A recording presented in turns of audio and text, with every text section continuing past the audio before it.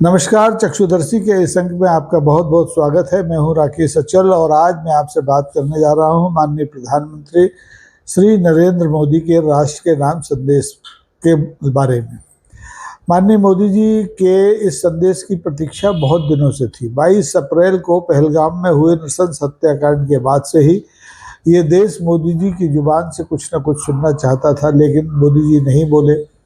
22 अप्रैल के बाद 6-7 मई की दरमियानी रात ऑपरेशन सिंदूर शुरू हुआ। पाकिस्तान में आतंकवादियों के ठिकानों पर जोरदार हमले किए गए और उसमें 9 ठिकाने शायद नेस्तनाबूद कर दिए गए। 100 से ज़्यादा आतंकवादी मारे गए और इस ऑपरेशन सिंदूर के जवाब में पाकिस्तान ने भी प्रत्यावार किया। हमारे भी कई सैनिक मारे गए, हमारे भी कई नागरिक मारे गए, लेकिन हमारा उतना नुकसान नहीं हुआ जितना कि पाकिस्तान का हुआ। पाकिस्तान के सैन्य ठिकाने भी हमारी भारतीय सेना के मिसाइल और ड्रोन हमलों में बर्बाद हुए। लेकिन इस बीच में जब अचानक सीज फायर हुआ 3 दिन बाद 10 मई को, और उस सीज फायर से ठीक पहले अमेरिका के राष्ट्रपति डोनाल्ड ट्रंप ने अपने सोशल अकाउंट पर ट्वीट करके इस सीज फायर का श्रेय ले लिया।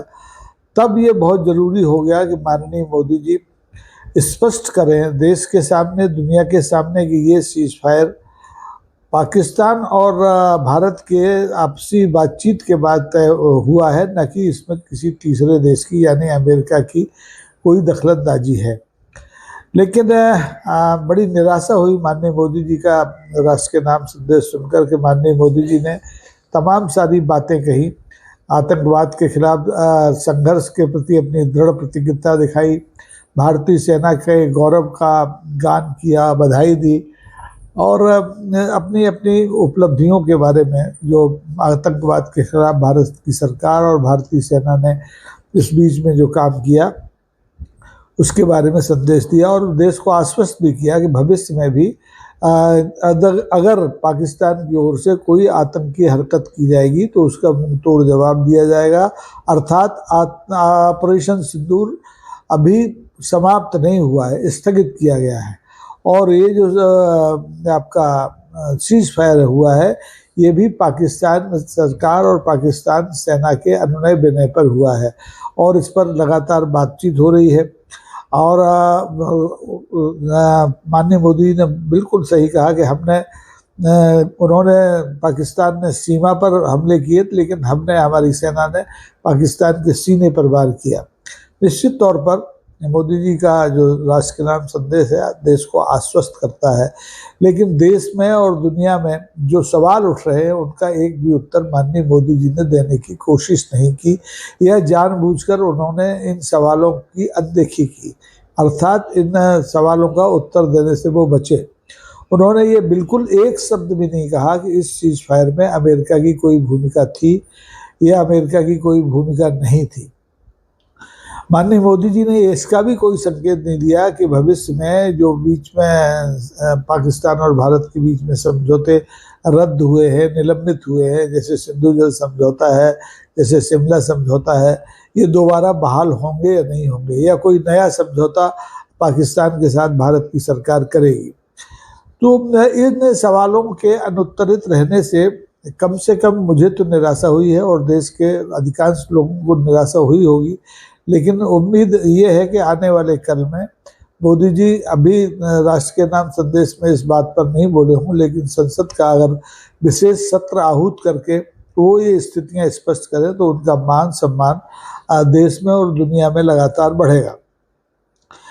माननीय मोदी जी ने बिल्कुल सही बात कही कि भारतीय सेना ने जो गौरवशाली कार्रवाई की है उससे माँ बहन बेटियों के जो मांग के सिंदूर थे, जो उजड़े थे, उनका बदला पूरी मेहनत से, पूरी ताकत से लिया गया है और इसके लिए भारत की सेना के तीनों अंग बधाई के पात्र हैं। लेकिन अब सवाल ये है कि ये जो ऑपरेशन सिंदूर था ये नाम का केवल सिंदूर इसका नाम नहीं था, बल्कि ये भावनाओं का प्रतिबिंब था और इसको पूरे देश का समर्थन हासिल था। लेकिन समस्या ये है कि इस ऑपरेशन के बाद निश्चित तौर पर पाकिस्तान में हताशा का, निराशा का, बौखलाहट का वातावरण बना। लेकिन क्या ये जो गुहार है पाकिस्तान की सीज फायर की, ये भारत ने सहृदयता के साथ या पाकिस्तान के आश्वासन के बाद स्वीकार किया है, या ये सीज फायर स्वीकार करने के पीछे विदेशी ताकतें, अमेरिका जैसी ताकतें हैं, जैसे कि अमेरिका के राष्ट्रपति डोनाल्ड ट्रंप साहब, उनके रक्षा मंत्री, उनके खास उद्योग जो व्यापारी हैं एलन मस्क, ये सब ये कह रहे हैं ये सब भारत अमेरिका के दबाव में, अमेरिका के कहने पर ये हुआ है। हम भरोसा करते हैं माननीय मोदी जी के इस आश्वासन पर कि उन्होंने कहा है कि भारत कभी भी आतंकवाद के मुद्दे पर ब्लैकमेल नहीं होगा, उसका समुचित जवाब देगा, और उस जवाब में मतलब किसी को संदेह नहीं होना चाहिए। हम पानी और खून दोनों का महत्व समझते हैं, हम पानी रोकेंगे, खून नहीं बहने देंगे, ये ऐसा आश्वासन माननीय मोदी जी ने किया। लेकिन आप अपने अगर ये माननीय मोदी जी का ये संदेश राष्ट्र के नाम देखा हो, सुना हो, तो आपने महसूस किया होगा कि ये एक जैसे फिल्मों के संवाद होते हैं उस तरह का संदेश था।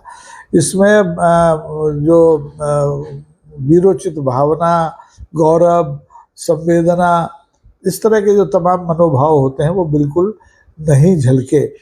माननीय मोदी जी ने राष्ट्र के नाम संदेश ठीक ऐसे दिया जैसे कि वो किसी चुनावी सभा में कोई संबोधन दे रहे हो। बहरहाल मेरा जो उद्देश्य है मोदी जी के भाषण की आलोचना करना नहीं है, लेकिन मैं इसलिए निराश हूँ कि जिन सवालों के जवाबों की उम्मीद माननीय मोदी जी के राष्ट्र के नाम संदेश से की जा रही थी, उन सवालों का एक भी जवाब नहीं आया है। न सीज फायर को लेकर आया है, न अमेरिका के हस्तक्षेप को लेकर आया है, न भविष्य में भारत और पाकिस्तान के रिश्तों को लेकर आया है। मोदी जी ने कहा है निश्चित तौर पर उस पर भरोसा करना चाहिए कि भविष्य में जो पाकिस्तान के साथ बातचीत होगी वो द्विपक्षीय होगी, पीओके के बारे में होगी और आतंकवाद के बारे में लगातार होती रहेगी, और उसमें कहीं कोई कोताही नहीं बरती जाएगी। और उन्होंने ये भी कहा कि दुनिया में जितने भी आतंकी घटनाएं हुई हैं, चाहे वो अमेरिका में हुई हो, चाहे वो इंग्लैंड में हुई हो, चाहे वो भारत में हुई हो, उन सब के तार पाकिस्तान की आतंकी फैक्ट्रियों से जुड़ते हैं, और इन आतंकी फैक्ट्रियों को भारत की सेना ने नेस्त नाबूद किया है। लेकिन भारत की सेना ने देखिए 20 ठिकाने चिन्हित किए थे और 9 पर ही वार किया, 9 को ही समाप्त किया, बाकी के 11 ठिकाने तो अभी शेष रह गए हैं। इसलिए हमें ये मानकर चलना चाहिए कि पाकिस्तान के खिलाफ ऑपरेशन सिंदूर और आगे तक जाएगा। अगर पाकिस्तान ने जो आश्वासन भारत की सरकार को दिया है उस पर अमल न किया, उस पर खड़े न उतरे, तो ये लड़ाई आगे भी लड़ी जाएगी। तो ये लड़ाई अभी 3 दिन में समाप्त हुई नहीं मान ली जानी चाहिए। और मुझे लगता है कि कारगिल अगर हमने 56 दिन लड़ा, 1971 में हमने अगर 19 दिन पाकिस्तान से मोर्चा लिया, तो इस आतंकवाद के मुद्दे पर हम अनिश्चित काल के लिए पाकिस्तान से मोर्चा ले सकते हैं, क्योंकि ये वक्त की ज़रूरत भी है। और अगर इस मामले में भारत किसी तीसरे पक्ष के दबाव में आता है तो वो बहुत ही खेदजनक स्थितियां होंगी। और मुझे तो ये मैं बार बार सोचता हूँ कि माननीय मोदी जी अगर एक लाइन भी इस बारे में कहते कि डोनाल्ड ट्रंप साहब ने जो दावा किया है वो बेबुनियाद है, वो झूठा है, और उन्होंने जो श्रेय लेने की कोशिश की है वो गलत है, तो शायद लोगों को बहुत आनंद आता, बहुत आश्वस्ति मिलती, और ये लगता है कि भारत की जो संप्रभुता है, जो सार्वभौमिकता है, जो अखंडता है, एकता है, वो मोदी जी के हाथों में सुरक्षित है। लेकिन मोदी जी ने हमेशा की तरह जैसे मणिपुर पर वो कभी नहीं बोले, और जैसे वो 22 तारीख से और आज 12 तारीख है, पहलगाम की घटना पर नहीं बोले थे, और जब बोले तो मूल सवालों को उन्होंने दरकिनार कर दिया। तो ये एक आधा अधूरा राष्ट्र के नाम संदेश कहा जा सकता है। हो सकता है कि माननीय मोदी जी और उनकी सरकार ने जब ये संदेश तैयार किया हो तो उन्हें इस बात की ज़रूरत महसूस नहीं हो कि वो डोनाल्ड ट्रंप साहब के दावे के बारे में कुछ बोलें, लेकिन अगर बोलते तो ज़्यादा बेहतर होता, और उन्हें बोलना चाहिए था। वो अक्सर ऐसे मुद्दों पर नहीं बोलते हैं। ये उनकी ताकत है या कमजोरी है, इसका आकलन तो भारत की जनता को करना है। लेकिन मैं एक बात और यहाँ कहना चाहूँगा कि माननीय मोदी जी ने देश को ये आश्वस्त नहीं किया है कि इस ऑपरेशन सिंदूर की कामयाबी का भविष्य में कोई राजनीतिक इस्तेमाल नहीं किया जाएगा, क्योंकि इस ऑपरेशन को समर्थन देने में पूरा देश उनके साथ था। राजनीति से ऊपर उठकर उनके साथ था। सभी राजनीतिक दलों ने आंख बंद करके मोदी जी को इस कार्रवाई के लिए अपना समर्थन दिया था। तो बेहतर होता कि अगर मोदी जी ये आश्वासन भी देश को देते कि भविष्य में इस उपलब्धि का, इस सफलता का, ऑपरेशन सिंदूर की सफलता का कोई राजनीतिक इस्तेमाल नहीं किया जाएगा। अर्थात कोई विधानसभा चुनाव हो, कोई लोकसभा चुनाव हो, कोई उपचुनाव हो, उसमें ऑपरेशन सिंदूर की कामयाबी का जिक्र वोट हासिल करने के लिए नहीं किया जाएगा। लेकिन दुर्भाग्य है कि मोदी जी ने अपनी आदत के अनुसार न देश की जनता को ये आश्वासन दिया और न ये देश की जनता के सामने ये स्पष्टीकरण दिया कि इस सीज फायर में, भारत पाकिस्तान के बीच जो सीज फायर हुआ है, इसमें अमेरिका की कोई भूमिका थी या नहीं। तो ये अनुत्तरित प्रश्न हैं, इनके प्रश्न मिलना चाहिए, आज नहीं तो कल मिलना चाहिए। मोदी जी कब तक इससे बचेंगे? जब भी संसद में जाएंगे तब उनसे ये सवाल पूछे जाएंगे।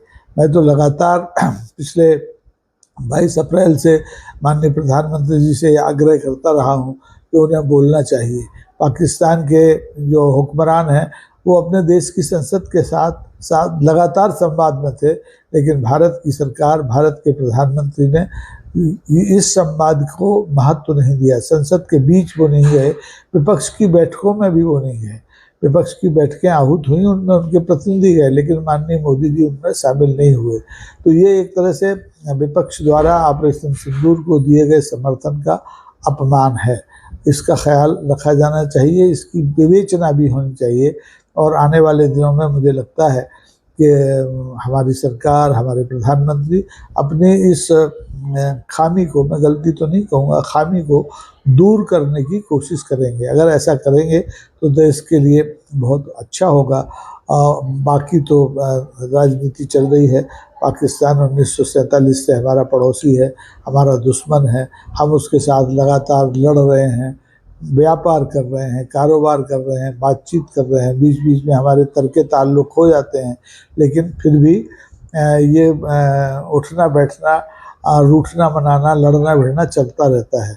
इसमें किसी तीसरी ताकत का प्रवेश नहीं होना चाहिए, जैसा कि शिमला समझौते में दर्ज था। तो या तो अब मोदी जी पाकिस्तान के साथ कोई नया समझौता करें या शिमला समझौते को बहाल कराएं, और ये तभी संभव है जब मोदी जी अपना सिंधु जल समझौता बहाल करें, क्योंकि इसी सिंधु जल समझौते के रद्द होने के बाद पाकिस्तान ने शिमला समझौते को रद्द किया था। ये दुर्भाग्यपूर्ण स्थिति थी, क्योंकि शिमला समझौता जैसा भी था, कागजी समझ लीजिए, कुछ भी समझ लीजिए, उसका बार बार उल्लंघन होता रहा, लेकिन एक प्रतिबद्धता थी दोनों देशों की कि वो आपस के मामलों में, चाहे वो POK का मामला हो, चाहे वो LOC का मामला हो, चाहे वो कश्मीर का मामला हो, इसमें किसी तीसरे पार्टी का दखल में स्वीकार नहीं करेंगे। और दुर्भाग्य से इस सीज फायर में, ऑपरेशन सिंदूर के 3 दिन के बाद हुए सीज फायर में एक दखल हुआ है, अमेरिका का दखल हुआ है। कोई माने या न माने, लेकिन सार्वजनिक रूप से उपलब्ध है कि डोनाल्ड ट्रंप साहब ने अपने सोशल मीडिया के खाते में इस उपलब्धि का श्रेय अपने हिस्से में लिया है। अब इसका खंडन सरकार नहीं कर रही है भारत की, ये उसकी मर्जी है, लेकिन ये जो राष्ट्र के नाम संदेश है, ये अधूरा संदेश है, इससे पूरी आश्वस्ति नहीं होती है। आज के लिए बस इतना ही। आपको ये एपिसोड कैसा लगा ज़रूर बताइए, लाइक कीजिए, शेयर कीजिए और सब्सक्राइब भी कीजिए, क्योंकि मुझे टूल लगाने नहीं आते हैं और इससे इसका सब्सक्रिप्शन बहुत धीरे धीरे बढ़ता है। बहुत बहुत धन्यवाद। नमस्कार, जय हिंद।